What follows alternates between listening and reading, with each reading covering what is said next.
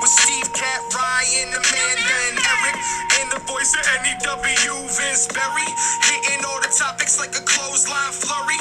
Turn up your speakers and hear them out. You can listen from your car, even on your couch. They too raw, who NXT, handing out smackdowns, follow on IG Plus. It's sponsored by Tag Me a Date. Go to YouTube and sub now for every update. It's all wrestling here, no safe space. Now listen in, time to hear from some of the greats.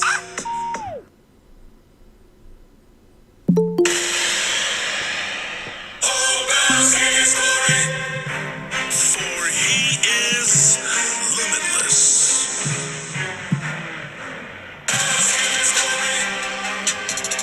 Vince, I refuse to play the new version. I am not happy that they changed it. Nope. I read why. I don't give a shit. Pay the premium. It shouldn't have been changed. There's been a lot of outrage, so I'm hoping maybe they'll revert back. It just makes no sense. This one, you know, it just Yeah, no, I agree with you. leave it alone. But Vince, go ahead. War Report. Sure. Well, everybody, welcome to the War Report podcast brought to you by TagMeDate.com, the first online dating site exclusively for fans of pro wrestling. So yeah, this is a contentious issue, I would say. Well, Because before Keith Lee debuted, and all, yeah, it wasn't exactly the glorious Limitless debut that we were hoping for. But anyway, what do you want to start with? Well, you know what? It's kind of hard to say because there is so much to cover in such a short amount of time. Because we've had a lot of things happen, right? We had the NXT takeover. We had SummerSlam. We had Keith Lee getting called up to the main roster. We had the return of Roman Reigns and new teeth. We had Alexa Bliss no-show SummerSlam. So there's a lot of things to talk about, but I guess we should kick it off maybe with NXT. And I have to be honest, I still have not finished NXT. Obviously, I know everything that has happened and what I've seen, I've enjoyed. My first ultimate question was, why not the Thunderdome? We had already debuted the Thunderdome at that point, so why not do TakeOver there? I thought that was, or with the Thunderdome type of thing. I thought that was kind of odd, but outside of that, I think ultimately it was a good show. That one to me was more predictable than SummerSlam. I got a lot of picks wrong on SummerSlam, which means that it wasn't as predictable as I thought it was going to be, so I'm not so upset about it. But what did you guys think of NXT altogether? I mean, we always say, especially when it's a takeover, we always usually say anyway that the main roster has big shoes to fill. Yeah, it was, unfortunately, the pattern now with these NXT events is they're not bad by any stretch. They're just kind of they're fine, which is not usually what you say about NXT. Like, I don't know. Usually, I watch an NXT show. I'm like, shit, that was a great show. Like, well, but it wasn't bad. I don't have any particular complaints. I mean, about it. like I'll say this, right? The ladder match, for example, I thought was fantastic. I enjoyed every minute of that match. I was also happy to see the outcome. I thought it was a great finish. I said to myself going into it, that was my pick, who I thought. So I like things like that. I thought it was a good match. I don't think it was the most amazing ladder match I've ever seen, but I thought it was a great match. Right, and that's the thing. We're so used to watching these like blow away matches with like a bunch of name guys. Like, look at the ladder match from New Orleans. That was like stacked with guys. The North American title, I think it was, ladder match from a couple of years ago in New Orleans. Finn Balor is not, and again, he's not bad. He's not as, he's not a small time guy. He's a big star, but he's like opening the show Like, I don't know. Like, there was some weird hinky stuff going on there, and then it all gets topped off with Keith Lee, who here's kind of the issue that I have. I know I'm skipping all the way forward. I'm okay with that because I think you and I are going to share the same concern with it. But go ahead. Keith Lee just won the double championships. Took one of the belts and said, "Here, Mr. Regal, to you. I'm giving this championship up, and you're going to have a whole bunch of other people compete for the opportunity to win it. And I'm going to defend the NXT championship." And then he loses it in his first title defense. And then they make a big deal out of him coming to Raw on Sunday. And then he debuts on Raw on Monday without any of the things that made Keith Lee, aside from the fact that he is himself still Keith Lee. But, like, the gear is different, the music is different, they made him shave his beard off. Like, it's all this horse shit where you can tell it's like, well, he came from NXT, so we need to make him ready for the main roster. We're just going to change all this shit. And then it's the same fucking thing that happens to all the other guys where they come to the main roster and everything that was special about them in NXT gets stripped away, and then they're just another fucking guy. Well, and that shouldn't be it for Keith Lee. You know what I mean? That shouldn't be his fate, to just be another guy who got called up from NXT before he should have. And here's where we disagree. So I see what you're saying, and under normal circumstances, I'd happen to agree with you. I don't think in this case him losing as quickly as he did hurts him. I know that sounds kind of weird.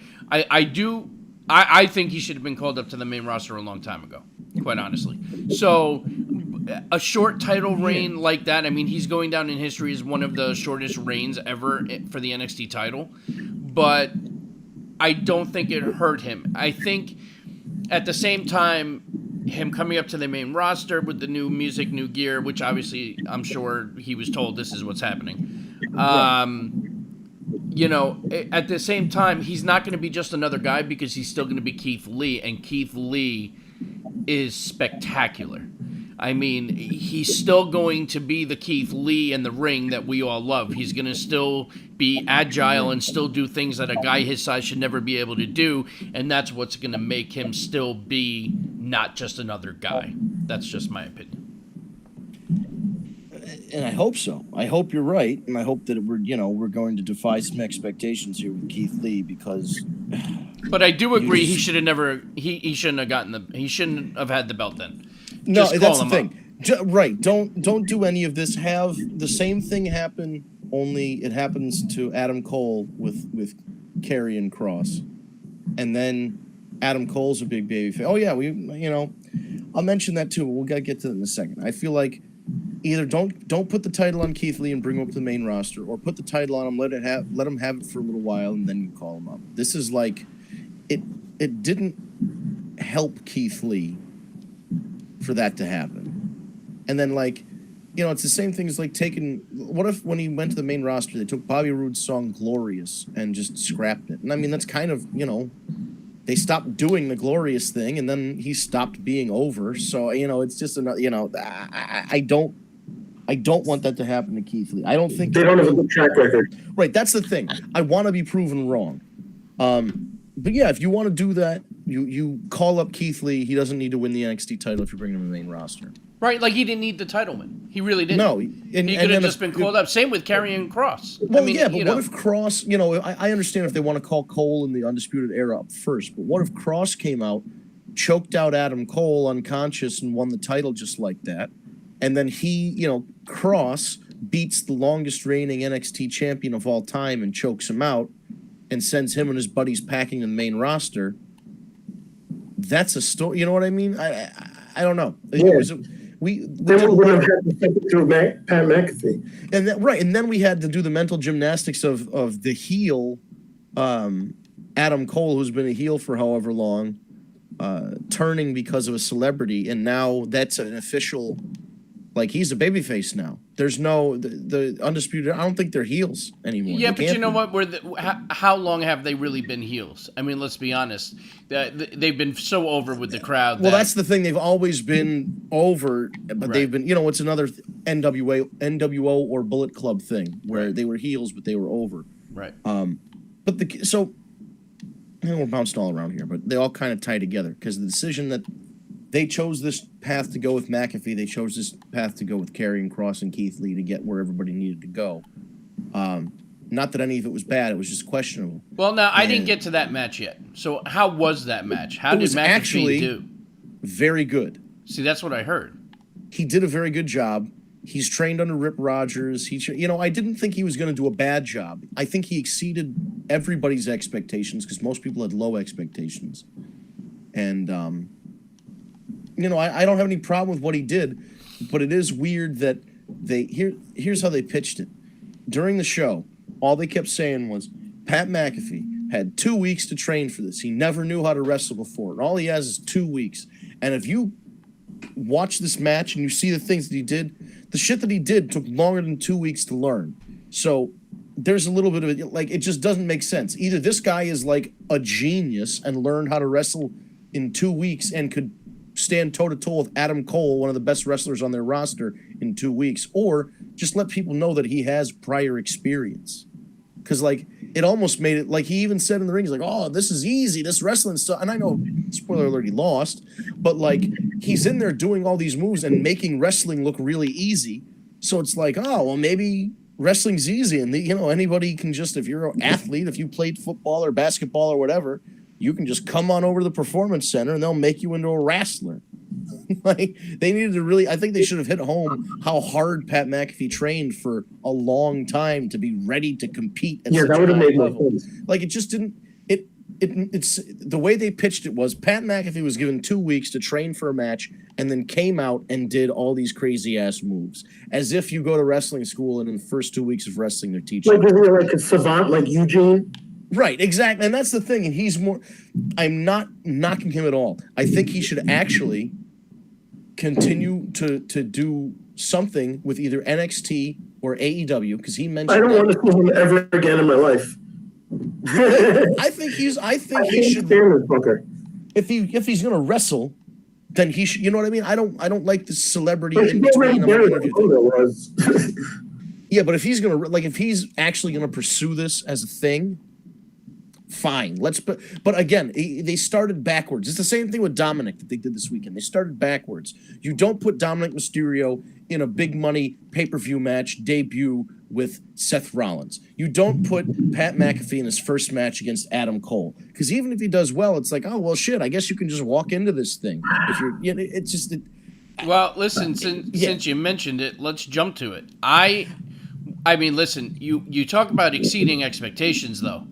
Dominic he didn't wrestled do a bad his job, ass right. off and did a great job. Dominic- I was kind of surprised he lost. I guess, well, no, he because I was figured it always was going to gonna be like a lose. screwy type of finish, but he was going to, pull it out like a roll-up or something. But at the end of the day, I thought all around it was fantastic. Dominic really shocked me. I mean, he really did a hell of a job. Yeah, no, I like the agree. emotional aspect of it, where Ray's wife was going to come and and he's like, no, he's got it. Don't worry about it. I love that.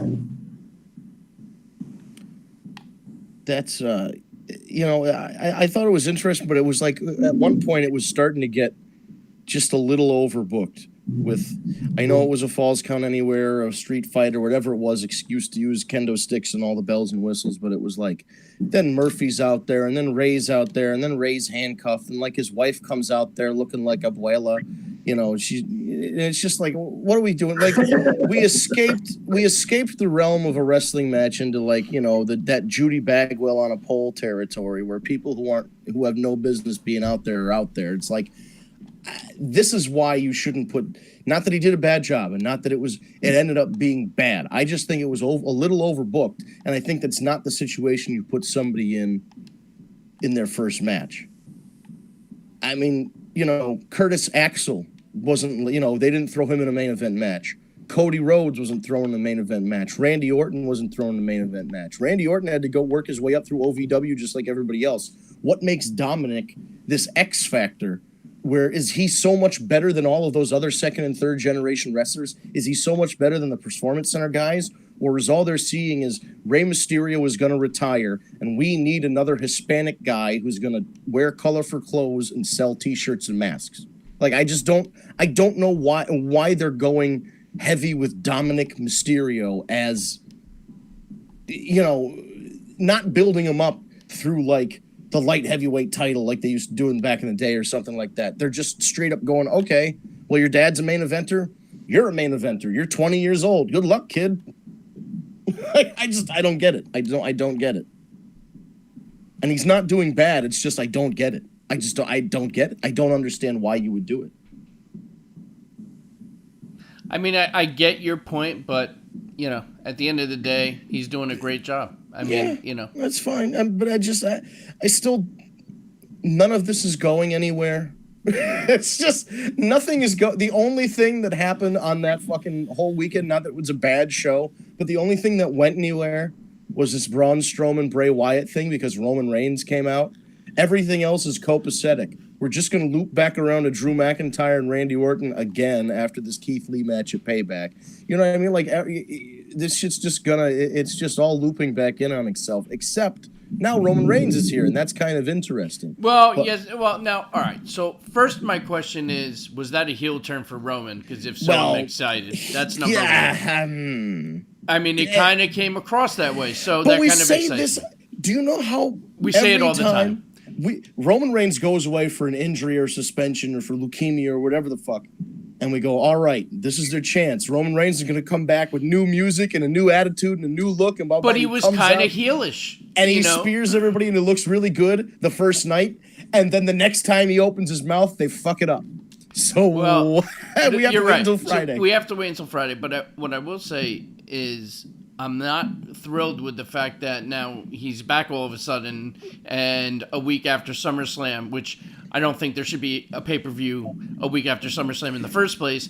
But now he's already thrown into a title match. And if they take the belt from The Fiend now and put it right back on Roman, I may give up. I mean, at the end of the... What do you think's going to happen? Like, that's the destiny of this championship. It was always supposed to be around Roman Reigns' waist from the time he was like 20 years old. There was never any other choice. It was always going there, whether we want it or not. And that's why so few people watch this shit anymore. And I want to be proven wrong. I want Roman Reigns to come out with no chest protector and new music and those pearly white choppers that he got installed in his face and just cut promos and be like a regular fucking guy instead of coming out and calling people baby girl and doing all this like really scripted nonsense and suffering succotash and everything else. Like, prove me wrong. I want to be proven wrong. But then they did, you know, Seth Rollins, the opposite happened. He came out after an injury and everybody cheered him and he immediately went into a heel turn. And it was like, well, you had these guys in the palm of your hand and you fucking lost it. And it died a death. And I just don't want that to happen with Roman Reigns again. Because if he just comes out and he says, I'm the big dog and it's my yard and it's the same ooh-wah, spear, Superman punch, whatever, power bomb horse shit, it's not going to work. They've tried it too many times. They know it doesn't work. If they keep going back to it, you're right to give up, Steve, because it means they're not going to learn. It just needs to change. And I don't want to sound down on it because it's interesting. Roman Reigns came out and like talked shit and speared those two guys and looked like, yes, it was a change in attitude, but we got to see what happens Friday, because if he just comes out and starts cutting the same old promos, right back in where we were 5 years, 5 years ago. And that's not on Roman. That's on WWE Creative. I mean, listen, they let the guy get booed after he got back from cancer. They were able to get him cheered through like that WrestleMania.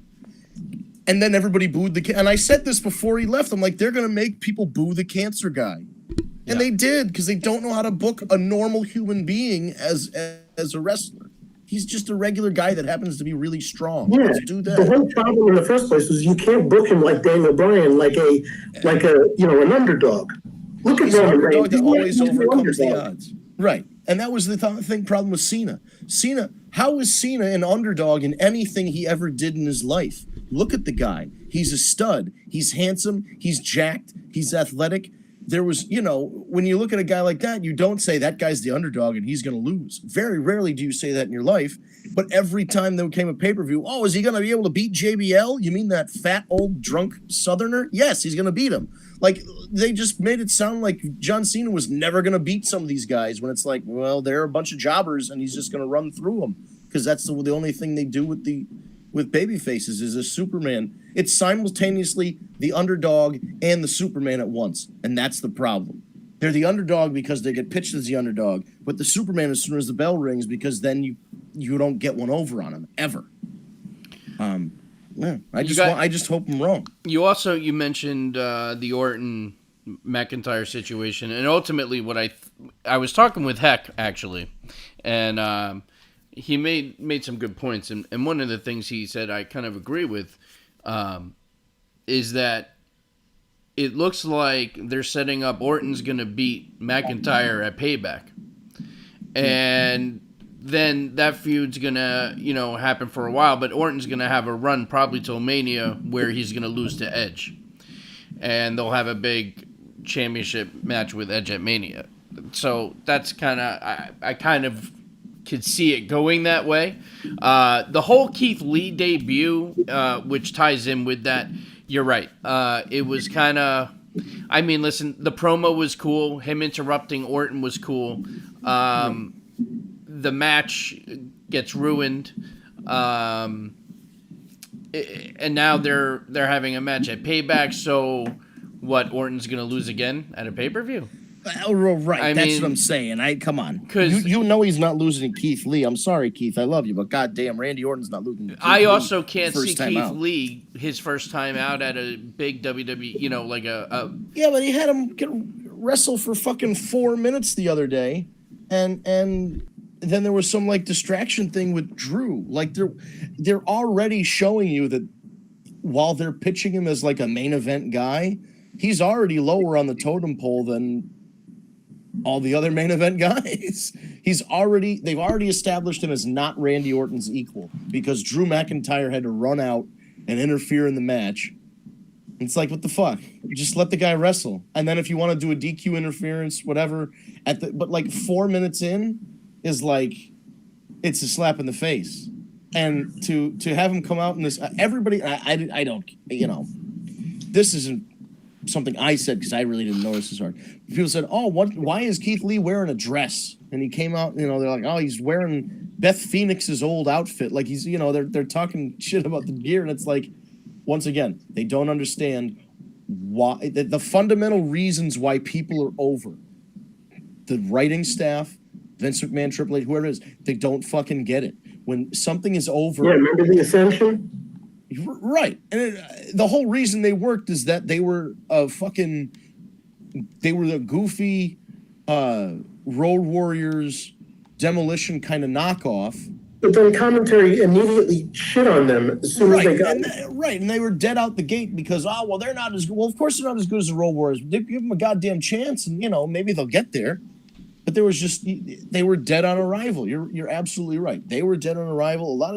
Unfortunately, a lot of these NXT guys become dead on arrival, or like Kevin Owens got fed to Goldberg and now he hasn't sniffed the world title since then. And, Finn Balor. Yeah, but injured his Kevin shoulder Owens is doing just fine though. He's doing fine. Well, look at Finn Balor. Finn Balor, they put all the faith in the world in him. He gets injured his first night, and now look at him. He's like in the opening match of the NXT takeovers, and is like a fucking afterthought. Yeah, that's true. It's just I just want, I don't want to say I want more because that sounds selfish. I want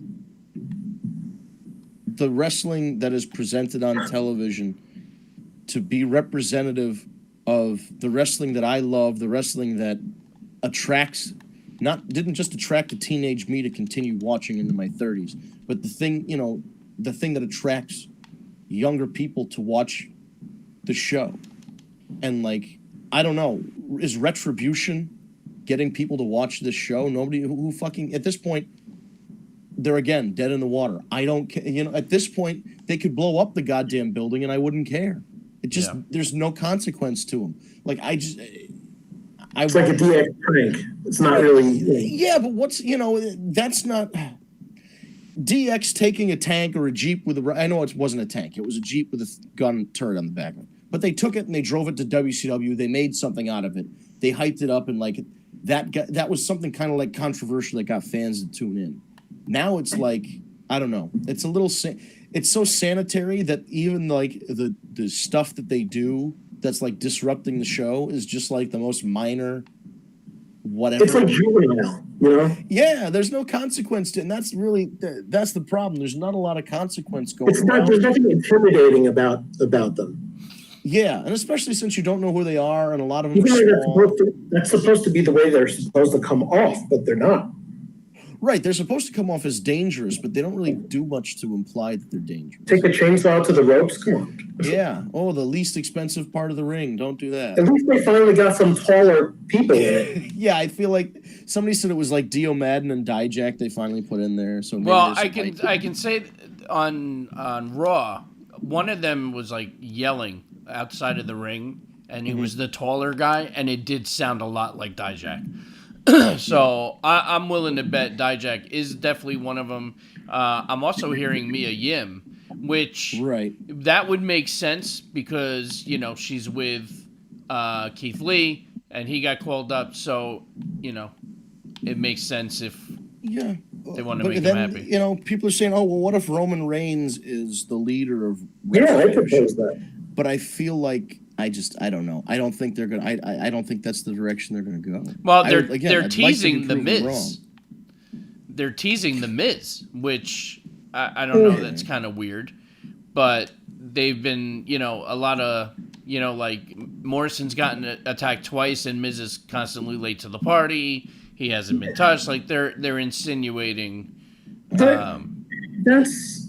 It's kind of like what they did in TNA, where they made you think that James Storm was going to turn heel, and it just made him look like he was, but he wasn't. Yeah, no, I can see see that teasing it one way going another. Because that was like the Eric Rowan thing, and then it was Eric Rowan's shorter, fatter, 20 years older brother that happened to just look like him, that happened to be walking by at the same time. Who knows? There's so much silliness here when on the other channel, and I'm not just talking about AEW, I'm talking about like NXT too. It's simple stories that people want to watch, and they make sense. Brody Lee wanted to win the title from Cody. And you know what I mean? Like there's a story there. Or like Orange Cassidy ruined Chris Jericho's $7,000 jacket by dumping orange juice on it. Okay, we get it. One guy's mad at the other guy, they want to fight. There's a match. Like some of this shit is just so you go, oh well, why are the Street Profits feuding with Garza and Carrillo, but then the War Raiders are involved and Ivar is stealing away Humberto's girl with a turkey leg, and like what? None of this makes sense. What the fuck? Like, it's just not it's not a straightforward story. That if like, remember when your mom would come in and try and ask what was going on? You're like, oh mom, I have to explain the whole thing. Like you can't do it. If you could just go, well, you see, Mick Foley, he's actually Mankind and Cactus Jack, but Cactus Jack is way more violent than Mankind. So like when he goes to fight Triple H, he has to become Cactus Jack because he's more violent, Mom. See? Like it's things you can explain to somebody in 10 seconds. When you can't even explain it to yourself, then how the hell are you going to explain it to other people? Right. I will tell you the one thing that they did that we thought was going to happen that they did backwards, at least for the finishes that I picked, was the women's titles. So they continued the tradition of Sasha losing.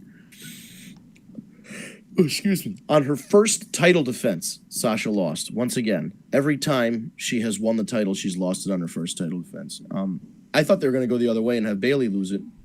I did too, because she's had it for so long already. Right, so Bayley retained, Sasha didn't, and now there's tension between them. And once again, the match they should have booked going on 3 years ago may or may not happen now, finally. Maybe after Payback. Who knows? Right, they got to move the tag titles first, and that. But they have to move the tag titles to makeshift it looks tag like it's going to team go to Nia Jax and Shayna Baszler. What a weird team now. What the and why? Who is? I know who Haystacks Calhoun is. You guys probably know who Haystacks Calhoun is. Sure. Who the fuck watching this show is gonna know when Shayna Baszler calls Nia Jax Haystacks Calhoun? You would have to have Matt Hardy pause the show and have a slide, like a PowerPoint presentation, to explain why that was a burn to Nia Jax. Because Haystacks Calhoun was a big fat load that could barely move. Like, nobody gets that joke. And the ones that do are scratching their heads as to why they got included on the show. I don't know why they're together, though. They don't, obviously, it's the thing where they don't like each other and they're not going to, they're a wacky tag team where they don't get along and they're both heels and then they hate each other and then either they respect each other or they fuck with each other until they lose to another tag team and then they split off and they have a I would have rather put it on Ruby and Liv. Well, yeah, but Vince McMahon apparently doesn't give a shit about them. Sonya's gone because she lost that match predictably. She'll be back, but she's gone. She for will now. be. She's got to do the trial. And again, people are saying, "Oh, Rumble," and I mean, if she wants to stay out to the Royal Rumble, let's go for it. But like, not that she would be a bad choice to win it or be a surprise. Don't stipulations ever mean anything? John Cena was away a week. God, that bugged the shit out of me. And CM Punk came back real quick, you know. Right. It didn't. The shit is meaningless because they refused. Yeah, and then the stuff that they put out long term doesn't go anywhere, and then you lose interest. And they go, "Oh well, fans don't want long term story. They say they want long term storytelling, but they don't want long term storytelling." Then Baron Corbin gets this big boner and jerks himself off on Twitter about how good of a wrestler he is. Nobody cares, Baron Corbin, suck a dick. But like, fans want long term storytelling, but they want long-term storytelling that tells a story and goes somewhere. Raw Underground, I couldn't tell you what is the story of Raw Underground. Where are we going with this? Is Shane McMahon training people to invade Raw? Is he training Retribution? Is he selling it to Bobby Lashley? Is Dolph Ziggler going to be the champion? Is there a Raw Underground belt? Like, what the fuck? There's none of it is explained. Weird. It's just there. The 24/7 title to there. The 24, yeah, but I mean they're too busy tossing it between R-Truth and Akira Tozawa there, yeah. I don't know, man. Like there's some stuff that they could take in a really interesting direction, and then there's just stuff that needs to just be fucking. A lot of it gives me a fucking migraine.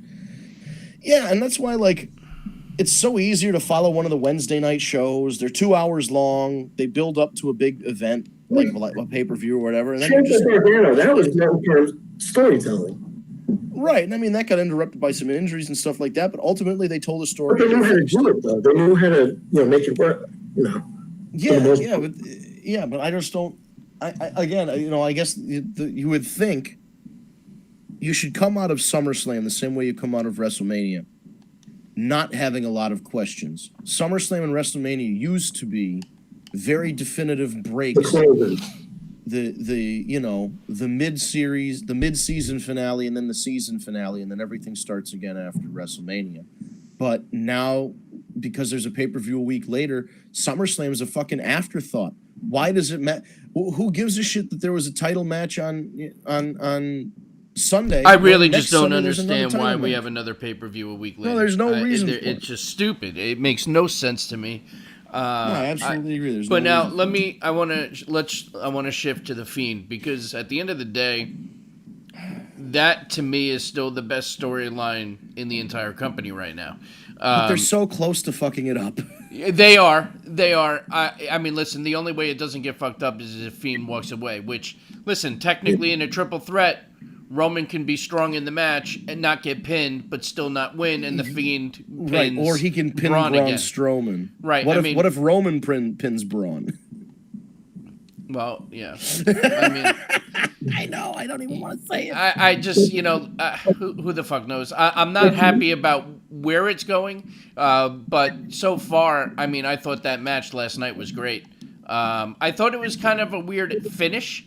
Like I was expecting more, and then like when it ended, I said to the people that were here, I said, "This isn't over. Something has to happen. Something's gonna happen." Now I'm thinking it's gonna be Alexa Bliss or something. Well, And I I'm think like, she thought something's so, gonna too. happen. Something's gonna happen, and then all of a sudden we see the spear, and I was like, "Holy shit, is that Roman?" And then the pearly whites. So. Pearly whites. But that shit you know, kills me. so I mean that was cool and all, but I was still expecting more. I don't know, but it was good. I think we're gonna see more, obviously on Friday, but I don't know. Yeah. And again, it doesn't. You know, a lot of it is a wait and see. But how much? You know, at this point, I mean, they almost ruined it with the whole Seth thing at Hell in a Cell last year. well, and that's the. You know, again, we have to go right back to that as the counter argument to all of these WWE employees who are going on Twitter and complaining and going on Instagram and complaining in articles to ESPN and this one and that one. Oh, fans don't want long-term storytelling. No, the fans told you what they wanted and you didn't fucking listen. The fans said, "The Fiend is great. The Fiend is a special attraction, like the Undertaker or like Brock Lesnar. The Fiend shouldn't be wrestling every week, and the Fiend shouldn't be winning the world title because the mystique is that the Fiend is this otherworldly supernatural being. Belts really wouldn't mean a lot to him, and the prize is that you defeated the strongest creature, not wrestler, but the strongest creature in the WWE when you beat him. That was supposed to be it, and they just go, nope, we're going to hotshot him right into a thing with Seth. Oh, but he can't win the belt the first time, so Seth's going to hit him with, with the big hammer, the giant comedy hammer, but then when he tries to hit him with the sledgehammer, that's a disqualification in a Hell in a Cell match. And the whole thing shit the bed right there. And they were the only reason it recovered is that they took the belt right off Seth and put it on the Fiend. Well, they had no choice. Saudi. Right. Oh, well, that was the thing. They painted themselves into a corner because they booked the match again. Because what you could have done was just separated them and had the Fiend go off and wreak havoc somewhere else. But they booked themselves into a corner by booking the rematch. And really, that's what set off this last. It set off Seth's heel turn. It set off the change of brands and the change of what belt is on what brand and all that shit. Something happened to Ryback, I think. Well, yeah, Ryback. They saw how hot he was. Where he shouldn't have been, and then he gets low blowed and then there's the whole. And then it was all this stuff where like CM Punk, who again the best in the world, the best wrestler, the WWE champion, has to resort to like paying off Brad Maddox and low blowing Ryback and all this happy horse shit. And it was like all you need to do is not have Ryback win the world title, have him win the Intercontinental Championship. For a person that wasn't going to win against Punk, do someone else. Yeah, and that's the thing. You knew there was a long-term storyline in place for this, and Ryback was a guy that at the time they thought they were building towards making a main event guy, but they pulled the trigger too fast. He wasn't ready for it, and the finish was bad, and it killed him dead like a can of Raid. And I would hate to see that. I hate to see it continue happening, which is why Keith Lee is the next one that I'm hoping doesn't get ruined by this system that's been put in place. What do you? Let me just throw something out there. What do you think about if it would have went down like this? Say Dominic wins, which he should have, I think, because I frankly nobody wants to see that feud anymore, right? So there's that. Seth comes out the next night. He lost, the feud's over, but he's still complaining. And then you bring out Keith Lee, and then Keith Lee does that, and then you don't bring Keith Lee all the way up to the Orton McIntyre thing yet. Yeah. There were ways. There were a lot of ways where you didn't have to go back to the well and cycle guys around and like. Now they did this local medical facility thing to write Drew off for the title. So there's no title match, or there's only one world title match on next week's pay-per-view, or this week's, whatever it is, whenever the pay-per-view is coming up. But I think they're going to use that for like Drew doing his Spirit of 76 comeback, coming out with the ambulance or whatever, and coming out the back doors of the ambulance with the siren on and distracting Randy Orton during his match with Keith Lee or whatever the fuck. But I just think we're going back to it. The next pay-per-view is not Survivor Series, is it Hell in a Cell? I couldn't tell you. Already? Now, Hell in a Cell might be had then no Survivor idea. Series. I couldn't tell you, man, but I mean, I can try. I'm going to try and. I did like the nod to Ray's Halloween Havoc 96 look that Rollins came out with. I know, but part of me is like, man, he's not good enough. He doesn't deserve to wear that shit. That gear was worn during one of the best cruiserweight matches of all time. And I'm not saying it was a bad match that they were involved in and they weren't, but it's like that is such iconic I would gear. rather have had Dominic wear that one. Oh yeah, that would have been cool if Dominic wore that. No, I mean, the Dominic gear. looked more like it was like I don't know. It was like a combination between AJ Styles with the hood thing and another. Yeah, I guess they're not committing to the mask yet. That's the See, thing. I heard they were gonna put him in a mask, and he was gonna be known as Prince Mysterio. Well, I heard that too, but I also heard that it wasn't until they thought he was ready to be that character. Maybe they have to build to that, where he needs to be worthy of the man. Right, that's what I think they're getting at. You is know like what I he's think they'll not- do when Ray officially announces his retirement? He'll Maybe do that He'll then. pass along the match to his son, or The mantle, something, something like that. Yeah, because like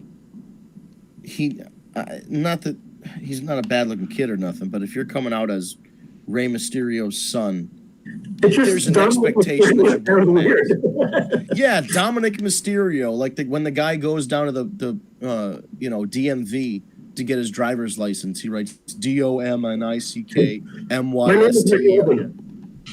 Like it just doesn't make any sense. Like, but again, it's like it goes back to people probably just going, "Oh, he's Rey Mysterio. That means Ray is his first name." It's like, no, dummies. So I don't know what they're getting at with I don't know. I know there's no other way around it. Kid's name is Dominic. His dad's Rey Mysterio. But I don't know.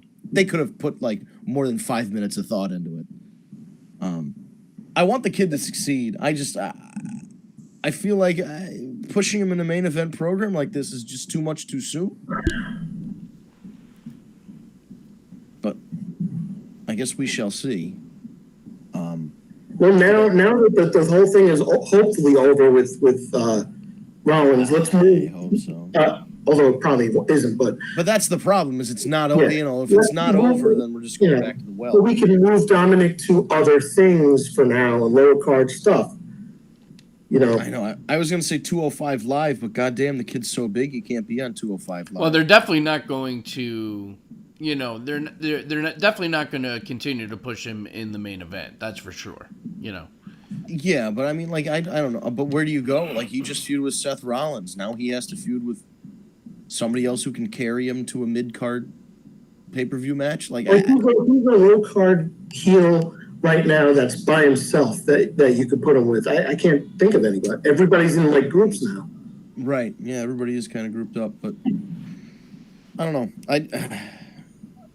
In the moment, it was the technical stuff where the kid knows how to wrestle. He's learned from good trainers. I think he might have went to Lance Storm. He knows what he's doing. Now, ultimately, I don't want to say it's out of his hands because he still has some direction to go and things to prove as he's working. But there's a certain portion of it that is out of his hands where he's not going to be able to. Decisions will be made for him. And he's going to have to accept those decisions and learn how to pivot.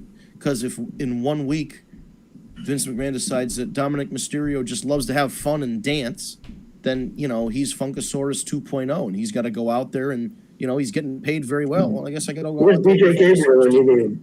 Well, yeah, but you never know. That's the thing. You could go out there and they could your name is DJ Gabriel and you do the Alex Wright dance, and you're like, okay, well, you pay me more than anybody's ever paid me in my life. I guess I should do this for you. And then you go out there and you make an ass out of yourself, and whoever heard of DJ Gabriel again? That was the end of his story. Did anybody watch AEW Saturday night? I did not. I didn't even know that it was on Saturday. Yeah, so it got rescheduled for basketball, and then this week's Wednesday night show is going to Thursday. But they caught 755,000 viewers and 0.31 in the demo. And I like the Brody Lee title win. I like that. yeah, no, that was the whole show was out of the gate. They had a really good FTR, the former Revival. Now being managed by Blanchard. Officially, Tully Blanchard is with them. That's awesome. That's cool. They haven't mentioned, because he was managing Sean Spears, and they just haven't mentioned that yet. So the speculation is that maybe the group, when this Four Horsemen style group comes in, is Spears going to be a part of it, or was it just a swerve to make you think he was going to be? And but yeah, like the Revival with Tully opened up the show against Private Party, had a great match. There were all kinds of tag team and multi-man matches on the show that were just like fun matches. And the big angle at the end was Ricky Starks cut a great promo on Darby Allin. John Moxley cut a great promo. For those of you who are local indie wrestling people, and or if you listen to the Major Wrestling Figure podcast, one Smart Mark Sterling has made his AEW debut as MJF's attorney. And the story is that Smart Mark Sterling's law office is asking John Moxley to sign a contract where he cannot use the Paradigm Shift DDT in the championship match against MJF at the pay-per-view. And then John Moxley cut a promo about how he was just going to like tear the guy's fucking face off, and it was amazing. Ricky Starks cut a great promo on Darby, and then the main event angle with Brody beating Cody Rhodes.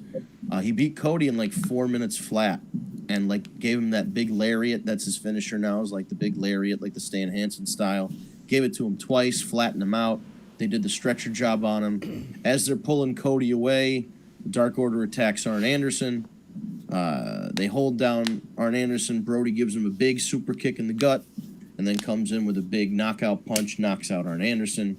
Brandy Rhodes comes out. Brandy gets choked out by Anna Jay, who's the only female member of the Dark Order right now. So she's being choked out. Her husband's being stretchered off. Arn Anderson's beat up. Some of the Dark Order grab. They throw Dustin Rhodes and QT Marshall out of the tunnel, and they're already beat up. So, like, the entire Nightmare family's just been decimated by the Dark Order, and now Brody Lee is your TNT champion. And this is... I feel so happy for this guy because they've done more with Brody Lee in 6 months than WWE did with him for most of his career, where he wasn't like it wasn't just a Wyatt family thing. 100%. He was always one of the Wyatt family guys, and Right. They never really put their eggs in his basket, and he's showing that they should have. I mean, listen, he already showed it leading up to WrestleMania in Orlando, where it looked like they were going to add him as a triple threat match with Orton, Wyatt, and then Brody, Luke Harper at the time, as a triple threat for the WWE Championship. And instead we got Orton versus Wyatt in the Let's Project Maggots and Worms on the match. I would have preferred the match with Luke Harper in it, frankly. Yeah, I agree. 100%. Shit. So, yeah, I'm just, I'm happy that he's succeeding. What it sounds to me like, I think, because I also heard that Cody will now be taking some extensive time off of television, which I think is only going to have him return with the New Horsemen. And I think they're going to... I think so. And that'll be what takes on the Dark Order. Right. Yeah, because Cody is going away to film for Stephen Amell's new Showtime television show. They've been friends for years now. Yeah, since Arrow, and they did the WWE stuff together, and then they wrestled in a match in Ring of Honor together a couple years back. So Stephen Amell's new Showtime show, Heels, is about a indie wrestling promotion run by two brothers. Their father passed away, and then the two brothers have different ideas on how they're going to run the wrestling promotion, and they get into conflict about it. And Stephen Amell plays one of the brothers. That sounds pretty cool, actually. Yeah, so I'm going to check. Obviously, when it's ready to go, I'm going to check that shit out. Cause The other thing was, I thought remember what was it called, Zack Ryder or whatever, is Matt Cardona. Yes. He came out and helped Cody like a couple of weeks ago or whatever. I was like, man, are they going to call them the Sweet Life of Zack and Cody? Yeah, they put the T-shirt out on Pro Wrestling Tees. Oh, they did. They put one out that says, and they couldn't use Zach obviously, but it's Right. a picture of them, and it says the Sweet Life of Matt and Cody in the same exact way they did it for the Disney show. Also, I really feel like they missed the boat on putting a tag team of Orange Cassidy and Pineapple Pete together. I feel like Fruit Punch really would have been a good tag team. Just get Margaritaville or something. Well, yeah, and then you could bring in a couple of like Lenny the Lime and all this other shit. Like bring in I some other mean, vegetables. Fruits and vegetables. next match with Jericho is something about a mimosa. Oh yes, all right.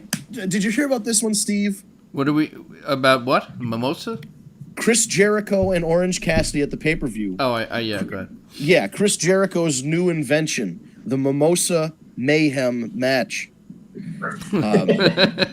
So you win by. Nobody but Chris Jericho can I mean, he's a genius because he's a step ahead here. It's either pinfall submission or throwing your opponent into a specially designed pool full of orange juice and 500 cases of a little bit of the bubbly champagne. That's awesome. So they're literally going to have a giant pool of mimosas next to the ring, and somebody's going to, probably Chris Jericho, is going to get dumped into a big vat of mimosa. That's fantastic. I'll tell you what, if it wasn't for COVID, they would have done this on the ship. That would have been Yes, price yeah. of admission, 100%. That's fantastic. I can't imagine. And they did, Steve, I'm going to try and find it. Chris Jericho throws to this hype video, and they have the dramatic music and the guy with the deep voice. From the mind of Chris Jericho, another breakthrough match, blah, blah, blah, blah. Like, they're hyping it up so much. Then they just go 80 gallons of orange juice, 500 cases of a little bit of the bubbly. It's the mimosa mayhem. I'm like, yes! Jericho's definitely making it entertaining for me, but I still can't stand Orange Cassidy. It's just so stupid. I still don't get it. So funny. I don't think I'll ever get it or like it. He's still great in the ring. Yeah, whether you get it or not, he's still great in the ring. You know what? He's That's a big difference to me. he's I give Jericho a lot of credit because he didn't have to put up with all the silliness of an Orange Cassidy match, and he's decided to do a trilogy with him. So Jericho likes to have fun, man. That's what it's all about. It's great. AEW has been great since day one, as far as I'm concerned. I love everything about it. It's always enjoyable. well, because I feel like they're just trying to have fun. That's you know what I it. mean? Like that's what I want. I want my wrestling to be fun. Right. That's it. Yeah, no, I get that. I don't know. It's like I still don't really get half the roster. Here, listen. We're at the top of the hour. Before we close, what's our latest opinion of the Thunderdome? My official opinion, I love it. I mean, the fact is we can't have a crowd. This is the next best thing, and I love it. I think they have to do a little bit better with their security as to what gets through. But Chris Benoit image. well, Chris Benoit image, Velveteen Dream needs to get fired sign, KKK member. Somebody said there was a beheading, which Yeah, there was an ISIS execution. Yeah, somebody like, showed- we haven't seen a dick pic yet, but that's gonna come out. That's sometime. on the way, but yeah. So they need to police it. Listen, if they're gonna do it, they're gonna do it. I just feel like, but it looks cool, man. It does The look one cool. thing The whole performance center deal with the guys, so at least they don't have to put them through. We got Pyro back. You know what I mean? Yeah. Yeah, I love that. I love the pyro. what I would like is for them to just make it so that everybody has a black background.